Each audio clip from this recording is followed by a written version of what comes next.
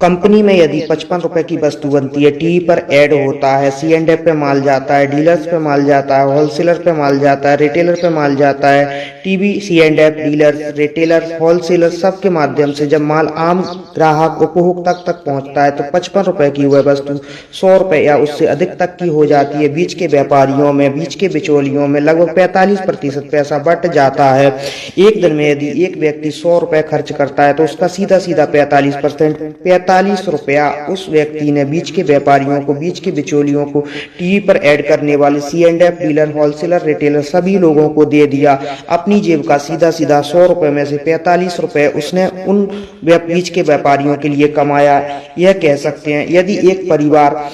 एक महीने में लगभग 5,000 रुपए खर्च करता है तो 5,000 का 45% सीधा 2,250 रुपए, 2,250 रुपए वह बीच के व्यापारियों के लिए को इनकम के रूप में दे देता है। 2,250 रुपए यदि एक परिवार हर महीने अपने खर्चे में से बीच के व्यापारियों को, बीच के बिचौलियों को देता है तो एक साल में 12 महीने होते हैं। 2,250 रुपए से वह 12 महीने में लगभग 27,000 रुपए बीच के व्यापारियों को दे देता है। यदि एक व्यक्ति की बात करें तो एक व्यक्ति 20 साल से वह व्यक्ति होश संभालता है और 20 साल की उम्र से वह पैसे कमाता है। 20 साल की उम्र से जब पैसे कमाता है तो लगभग 40 साल तक मेहनत करता है और 40 साल तक यदि एक व्यक्ति एक साल में 27,000 रुपए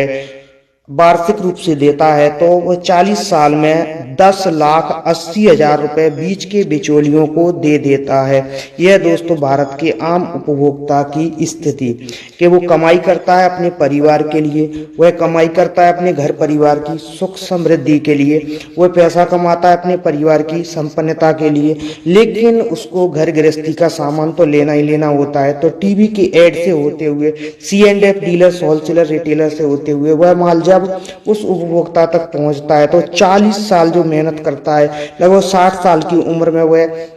मेहनत करने योग्य नहीं रहता है और 20 साल की उम्र से वो मेहनत करता है तो पूरा जीवन उसने पैसा कमाया और खर्च किया बाजार की व्यवस्था में, सामान खरीदा उसने रिटेलर से, दुकानदारों से, और वह दुकानदारों से होता हुआ, बीच के व्यापारियों से, टीवी के माध्यम से होता हुआ वह माल जब उस उपभोक्ता तक पहुंचता है तो लगभग वह उपभोक्ता अपने 40 साल के सफर में लगभग 10,80,000 रुपए एक छोटे से छोटे मजदूर कैटेगरी का व्यक्ति भी पूरे जीवन में बीच के बिचौलियों को, बीच के व्यापारियों को 10,80,000 रुपए दे चुका होता है। तो दोस्तों तो यह है विडंबना हमारे भारत की। इससे हमारा आम उपभोक्ता कभी भी अमीर नहीं बन सकता, कभी भी उसकी उन्नति नहीं हो सकती। इसीलिए डायरेक्ट सेलिंग, नेटवर्क मार्केटिंग की व्यवस्था से हर भारतीय को, हर